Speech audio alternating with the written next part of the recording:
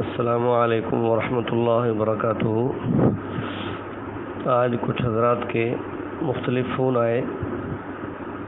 اور ان میں مسئلہ پوچھا گیا کہ چاند گرن لگنے کے حوالے سے نبی کریم صلی اللہ علیہ وسلم کی ترتیب مبارک کیا تھی۔ تو اس میں چند احادیث صحیح بخاری شریف صفحہ نمبر 141 سے لے کر 145 تک میں ان میں سے کچھ الفاظ پڑھ دیتا ہوں، اس سے چند چیزیں جو سامنے آئیں گی تو اس سے آپ صلی اللہ علیہ وسلم کی زندگی کی ترتیب سمجھ آ جائے گی۔ ایک تو حضرت ابوبکر رضی اللہ تعالیٰ عنہ کی روایت ہے کہ نبی کریم صلی اللہ علیہ وسلم نے سورج کے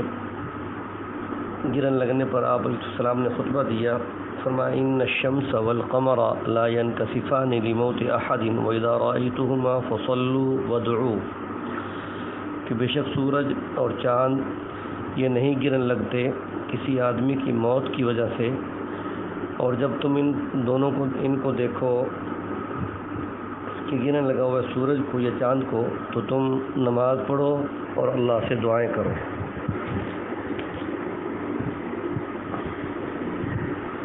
دوسری حدیث پاک ہے حضرت عبد الرحمن بن قاسم کی، وہ فرماتے ہیں کہ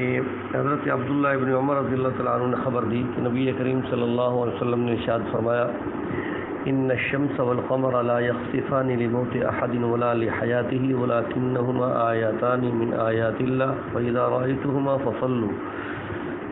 وہی مطلب ہے کہ جب سورج اور چاند کو گرن لگتے ہوئے دیکھو تو تم نماز پڑھو۔ اسی طریقے سے آپ صلی اللہ علیہ وسلم نے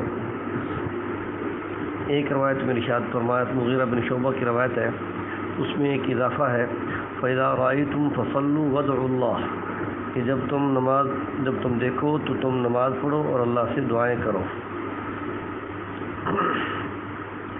چوتھی روایت ہے سیدہ عائشہ رضی اللہ تعالیٰ عنہا کی کہ رحمت عالم صلی اللہ علیہ وسلم نے فرمایا ان الشمس والقمر آیاتان من آیات اللہ لا يخسفان لموت احد ولا لحیاته فاذا رأيتم ذلك فادعوا الله وكبروا وصلوا وتصدقوا،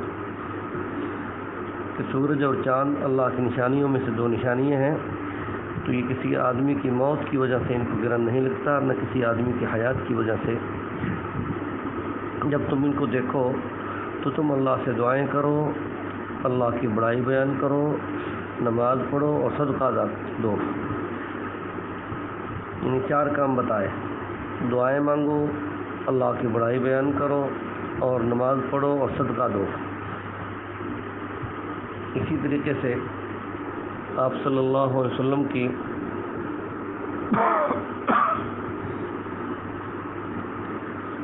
ایک روایت سیدہ عائشہ سے اور ہے کہ الشمس والقمر انہما آیاتان من آیات اللہ لا یخسفان لموت احد ولا لحیاته فاذا رأیتہما فافزعوا الی الصلاۃ، کہ جب تم دیکھو سورج اور چاند کی گرن لگنے کو تو تم دوڑ پڑو نماز کی طرف۔ ابو بکرہ کی ایک روایت ہے، اس میں فرمایا کہ اللہ رب العزت کی ذات سورج اور چاند کو گرن لگا کر اپنے بندوں کو ڈراتے ہیں کہ جیسے میں نے ان کی اصلی حالت کو تبدیل کر دیا ہے تو میں تمہارے اوپر بھی حالات کو تبدیل کر سکتا ہوں۔ اللہ اپنی قدرت کے معاملے میں ڈرانا چاہتے ہیں۔ اور امام بخاری رحمۃ اللہ علیہ نے ایک باب التعوذ من عذاب القبر یہ بھی باندھا ہے فی الکسوف، کہ چاند سورج کے گرن لگنے میں عذاب قبر سے پناہ مانگو، چاند کی بھی گرن لگنے میں عذاب قبر سے پناہ مانگو۔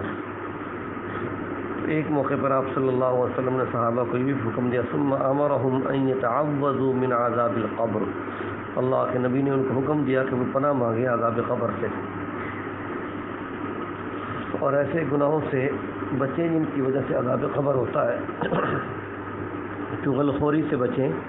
جھوٹ سے بچیں، غیبت سے بچیں،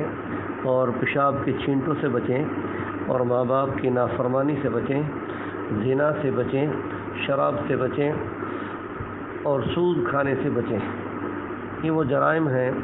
جن جرائم کی وجہ سے بندے کو قبر میں بھی سخت عذاب دیا جاتا ہے۔ ایک تفصیلی روایت حضرت عبداللہ ابن عباس کی ہے، آپ صلی اللہ علیہ وسلم نے ایک دفعہ خطبہ دیا، فرمایا ان الشمس والقمر آیاتان من آیات اللہ لا یخسفان لموت احد ولا لحیاته فاذا رأیتم ذلك فاذکروا اللہ۔ قالوا یا رسول اللہ رأیناک تناولت شیئا فی مقامک ثم رأیناک تکعکعت، فقال انی رأیت الجنة وتناولت عنقودا ولو اصبته لأکلتم منهما بقیت الدنیا وأریت النار فلم ار منظرا كاليوم قط افظع ورأيت اكثر اهلها النساء قالوا بما يا رسول الله قال بكفرهن قيل ايكفرن بالله قال يكفرن العشيرة ويكفرن الإحسان لو احسنت الى احداهن الدهر كله ثم رأت منك شيئا قالت ما رأيت منك خيرا قط۔ یہ لمبا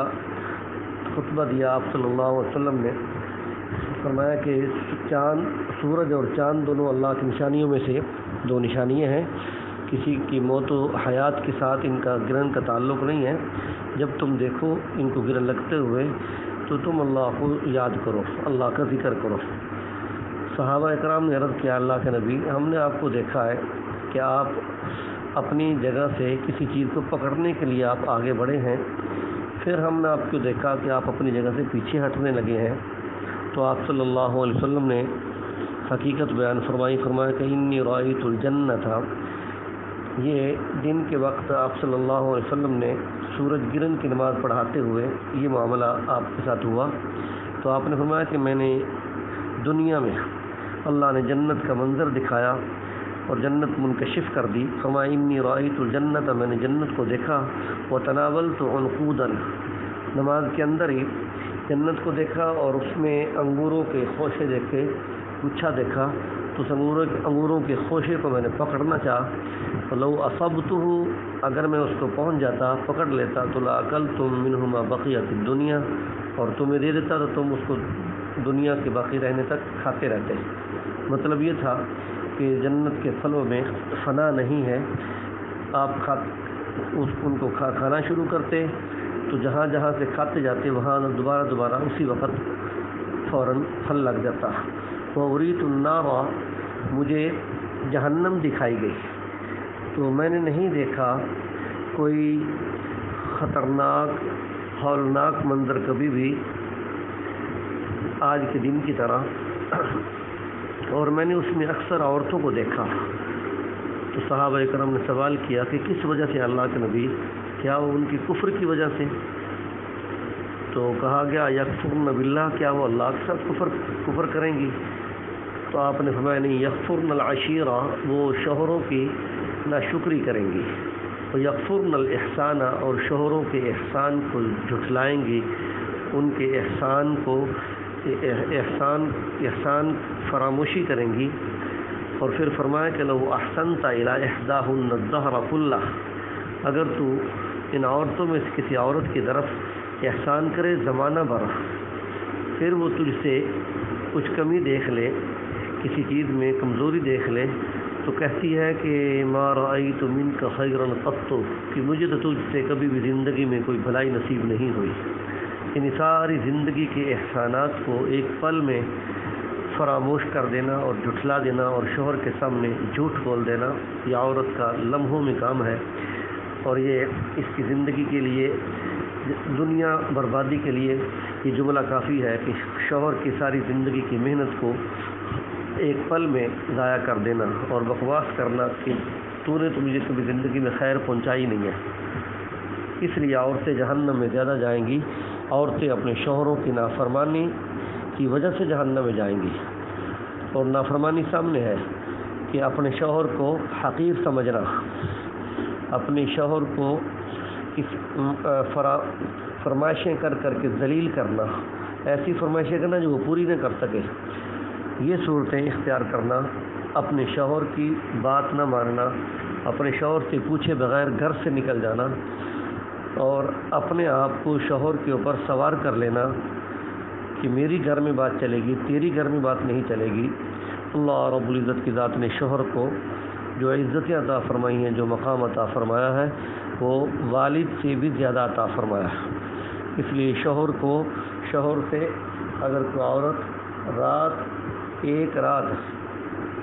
ناراض ہو کر گزارتی ہے تو ساری رات اللہ کے فرشتے اس پر لعنت بھیجتے ہیں کہ لعنت ہو تجھ پر، لعنت ہو تجھ پر، لعنت ہو تجھ پر۔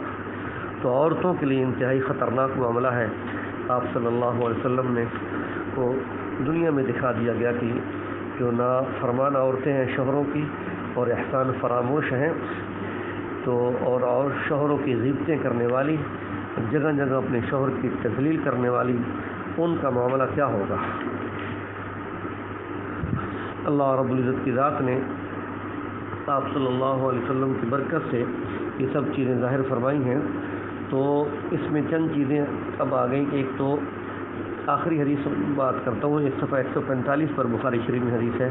آپ صلی اللہ علیہ وسلم نے فرمایا فَإِذَا رَأَيْتُمْ شَيْئًا مِّن ذَلِكَ فَافْزَعُوا إِلَىٰ ذِكْرِ اللَّهِ وَدُعَائِهِ وَاسْتِغْفَارِهِ کہ جب تم دیکھو کہ سورج گرن لگا ہے یا چاند گرن لگا ہے تو تم اللہ کے ذکر کی طرف دوڑ پڑو، اللہ سے دعائیں کرو اور اللہ سے اپنے گناہوں کی معافی مانگو۔ تو بندوں کے گناہوں کی وجہ سے ان کے اوپر اثرات پڑتے ہیں، سورج اور چاند کے اوپر۔